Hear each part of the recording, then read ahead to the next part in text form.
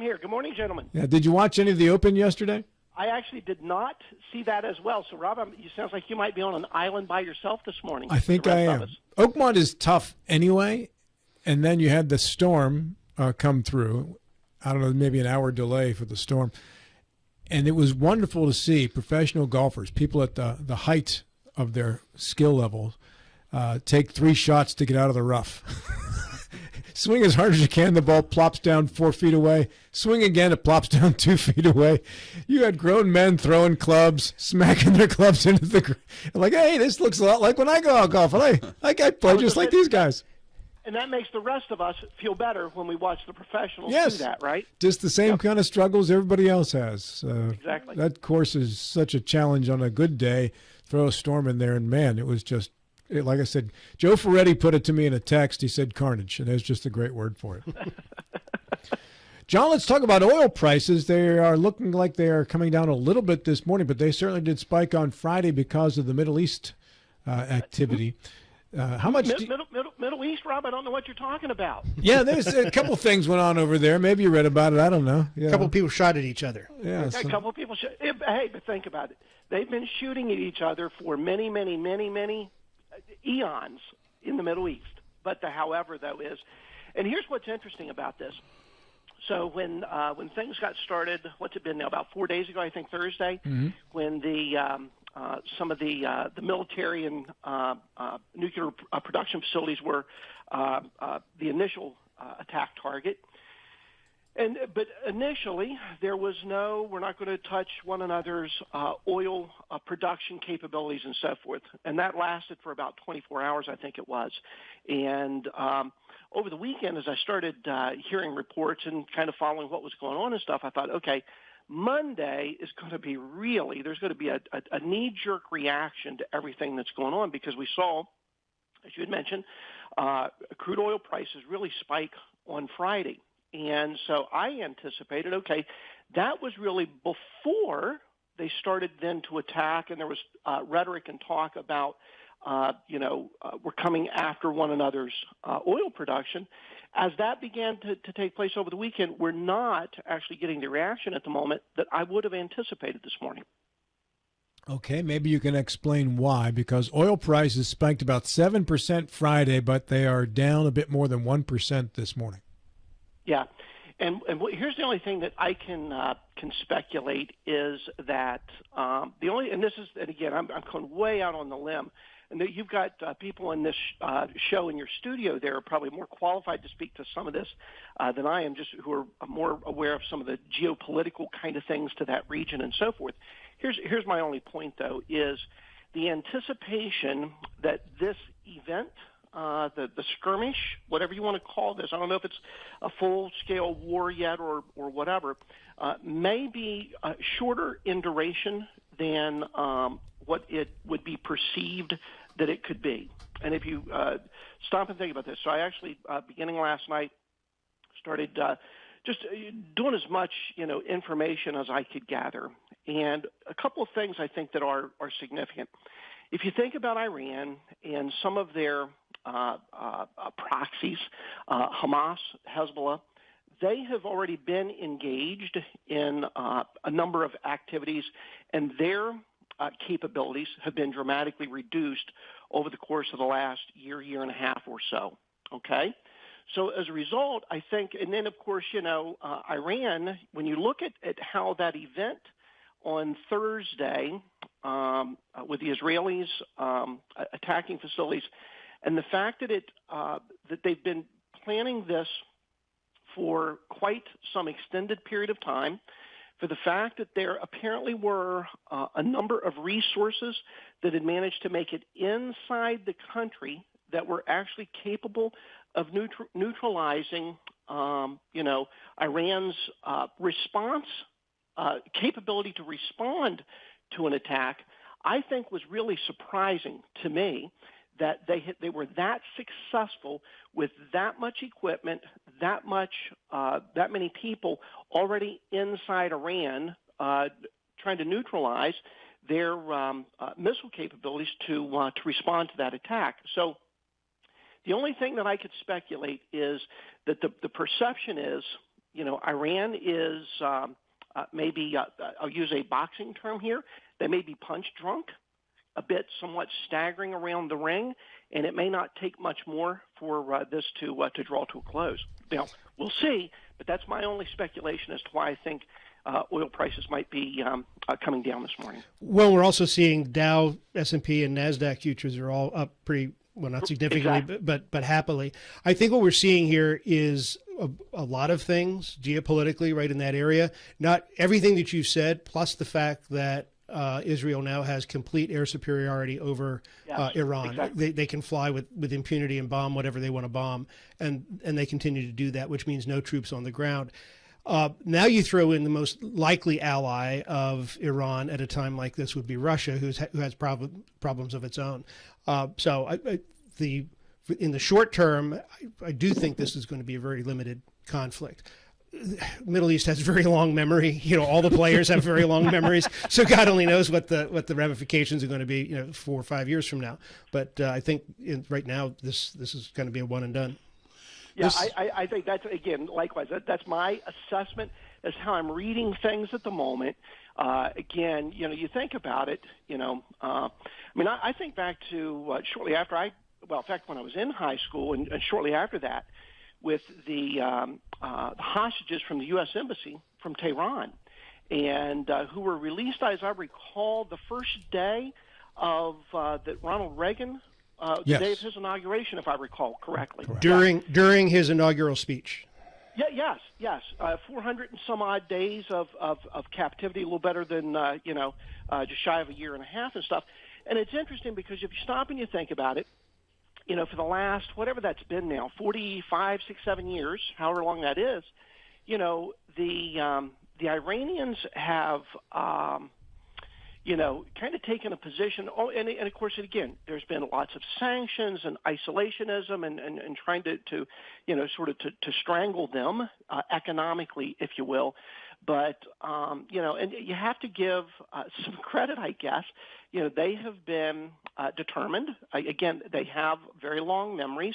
And you're right, no matter how short this conflict might happen to be, my suspicion is we're probably haven't heard the end of it because, everybody's going to at some point, reload and think about, okay, what do we do next? Even if it's 5 years from now, a decade from now, 2 decades from now, we'll have something to say about it. Because again, these conflicts have existed for 3,000 years.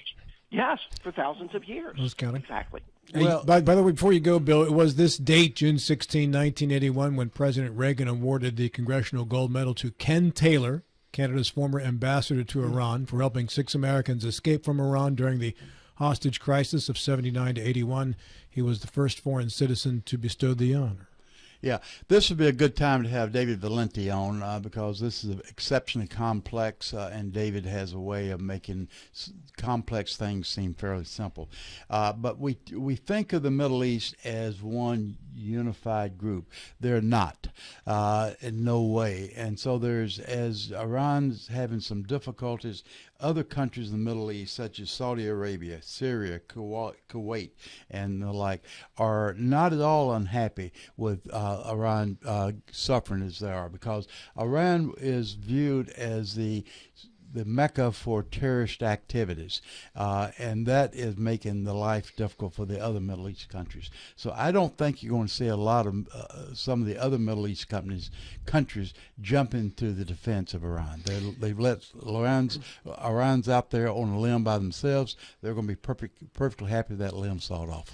It's a very interesting article in the Wall Street Journal this morning about the difference. It compares and contrasts the Iran-Israeli conflict with the Russia-Ukrainian conflict, which, because of the lack of air superiority, it's that trench warfare awfulness that's been going on in Ukraine, as opposed to the flash strike that we're seeing here. And New York Post is reporting that Elon Musk has turned on Starlink in Iran because the mullahs have turned off their access to the internet. So interesting times.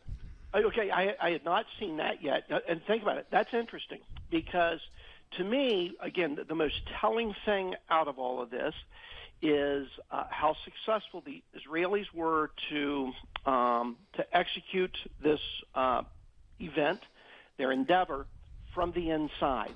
The amount of equipment that they got into the country, clearly the number of the volume of human assets they had inside the borders of Iran to help pull this thing off, to where they were able to neutralize those response missiles before they even, could get a chance to launch them. I thought that, and to me, I think that eventually is going to be what's really going to be surprising about this. So my take on that is that there probably are a lot of people in Iran, just kind of, average citizens, who would actually welcome perhaps some kind of change.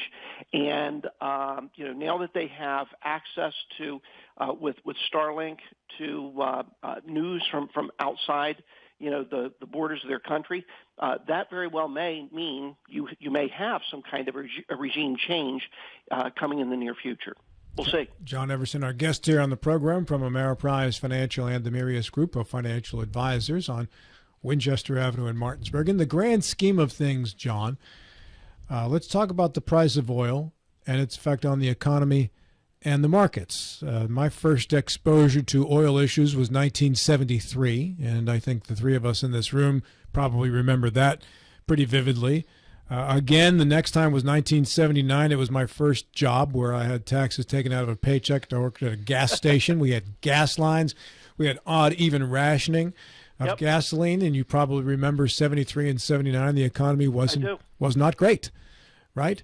So let's move now toward this, the latest in the series of Middle East crises, and the price of oil, which is still very manageable at $70 couple dollars a barrel right now, even though it was at 61 about a week ago. At what point with the price of a barrel of oil do we start to worry about its effect on the economy?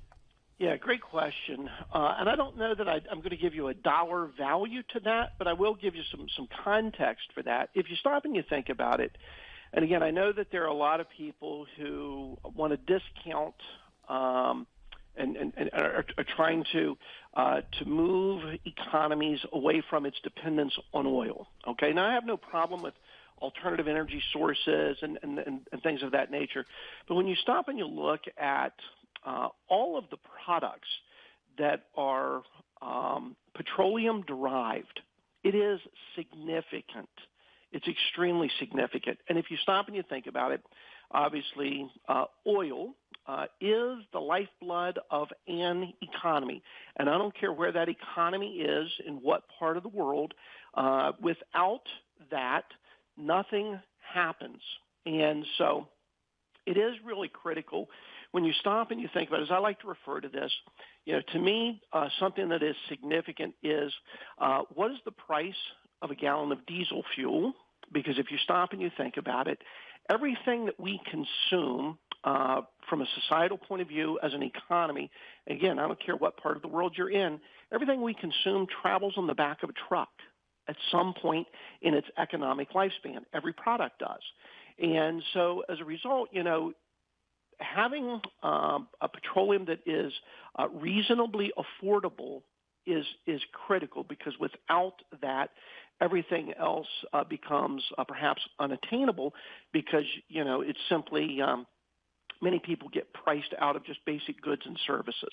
Okay, so I think right now, and again, we've seen, if we go back, interestingly enough, just about what's it been now, 3 years ago, spring of 2022, when fuel prices just started to spiral, and again, a lot of that coincided with Russia's aggression in Ukraine.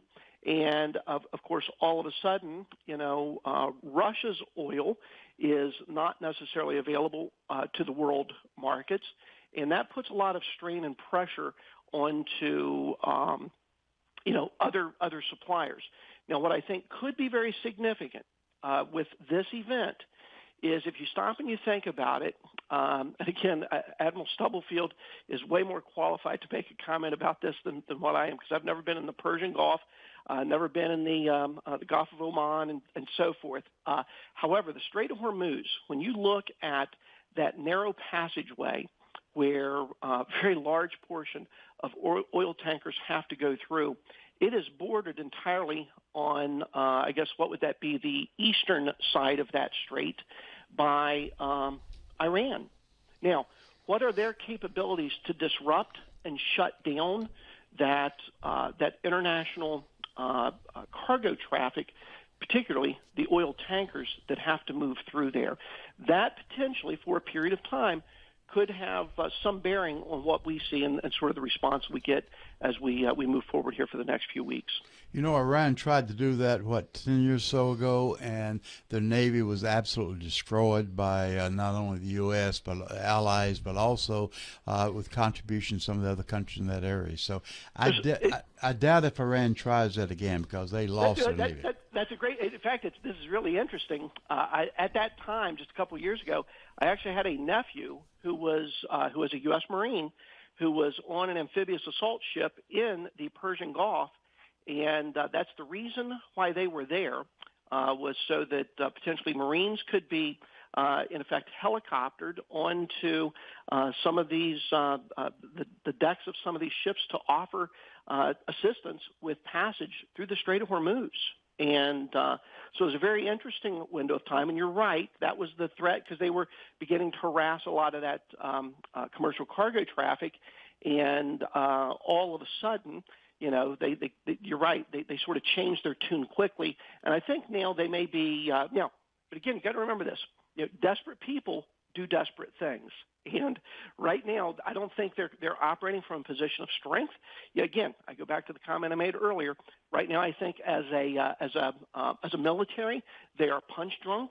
And again, how desperate might they become? But again, even if they do react and, you know, in this kind of a context, I think it's going to be short-lived, because again, I just don't think their capacity to fight is going to be sustained for long periods of time. Well, they got a hardware issue, and they've also got an intellectual issue. They've been decapitated, much of their leadership. The Republican Guard headquarters was hit really hard last night.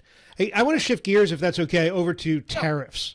We haven't talked about tariffs a lot. That was all we talked about for a while. We don't talk about it a lot. Is that because the news cycle changed, or is it because it turns out to be a nothing burger? Yeah, interesting. So I think that the initial news cycle concerning the tariffs was that it again, like anything that we see, it always tends to get a little overblown, a little overstated. People get emotions kind of whipped up, and the next thing you know, we start getting knee-jerk reactions and so forth. So I think initially, my whole deal was that, a lot of that initially, the tariff threats and so forth was a means to bring people to the table to start to discuss, look, can we find maybe better common ground than where we are at the moment, okay? And of course, that was a lot of bluster, and then we're gonna hit a pause and so forth. And this is really interesting. Ms. Caperton in the last segment made the comment that the results in this past quarter were a little better than what she expected. Interestingly enough, it kind of coincides with the fact that there was an initial sell-off as tariff discussion, burst onto the scene. And then when there was we're going to pause everything for a period of time, 90 days, whatever that was, and again, we've seen that knee-jerk reaction now moving back in the other direction. So what is interesting is the G7, I believe, is meeting this week in Canada. And I think I was actually reading an article where they basically, there's some anxiousness surrounding that meeting, because basically everybody is anxiously wanting to talk to the United States, and ultimately, John, tariffs is still one of the discussion points that they want to try to come to some resolution on. Go ahead, Bill. Yeah, I was going to say tariffs is not getting the headlines right now, but it's still in the back of several folks' minds. Jamie Dimon of Chase. Jamie Dimon. Jamie Dimon, yeah. JP Morgan. Thank you. Just recently said that he felt they were really going to start taking effect in the next few weeks, because up to this point in time, a lot of companies have bought ahead, and so they're selling products that are not being influenced by tariffs. But they think that once this these supply chain has been started again, or disruption started again, that you're going to see the impact of tariffs. There was a pretty massive stockpiling of purchases before these went into effect, so to really get a full and fair reading on whether tariffs will affect the price of goods, you need to wait a couple more months, I think is what he was saying. Exactly. According to ycharts.com, whatever the heck that is, U.S. inflation rate right now is at 2.35%. Correct. So Yeah. Yeah, So here's what's really interesting. But excuse me a second. Go ahead, Bill. But part of that, John, is because fuel costs were down. If you look at the grocery prices, if you look at some of the other indices, the inflation has gone up about 0.3%. So it's fuel that's been holding this down. right, different pockets, same suit. It's just it's interesting to see the Sturm and Drang just either hasn't happened yet or isn't going to happen, or we've got a very short attention span and it's happening and we're just looking at something else that's shinier right now. It's combinations of all of that I think does come into play. Make no mistake, our news cycle is so frenetic in terms of how it moves. Something will become, the biggest story ever in the history of mankind for a few days, a few weeks, and the next thing you know, the spotlight is shown somewhere else, and this is the next biggest thing that we need to be concerned about, and so forth. And here's what was interesting. On Friday this past week, the University of Michigan Consumer Sentiment Index was released for the most current month, and consumer sentiment is actually improving. And again, I think that's really kind of reflective of kind of what's been occurring for about the last 90 days or so. That's why I think all of these events, the G7, what's going on in the Middle East between Iran and Israel, I think will have some influence on sort of that next sort of attitudinal shift that we'll see in terms of, okay, things are improving and pretty good, or okay, maybe we're now sliding in the other direction again. And we'll see. And it's a market overall, John, that really wants to rally. Very good. It does. Right? I agree with that. Yes. Yeah, it's like no matter what you throw at this market, you might slow it down for a month or two or a day or whatever, but whatever it takes, it kind of takes it and then goes, okay, we can deal with it and let's go back and move forward. I don't understand that phrase. Is there ever a time that a market does not want to rally? Well, you get years where you lose 20, 25%. That does happen, but this market doesn't look like it wants to do that, John. Yeah, no, and in fact, my take on things is, if you look at the last few years, we've been really kind of a lot of, surge ahead and then, kind of slog through a period of time, and then we'll surge ahead again, and we'll have a sell-off, and we'll kind of sort of bounce around, bottom drag. Sometimes is how I like to refer to it. And I think, right now, most of 2025, that's literally what we've kind of experienced. Because you look at it year to date, we're largely flat from where we started the year. John, thank you very much. Appreciate your time this morning. Good job. Absolutely. Thanks, Gentlemen, John. appreciate it. Have a good day.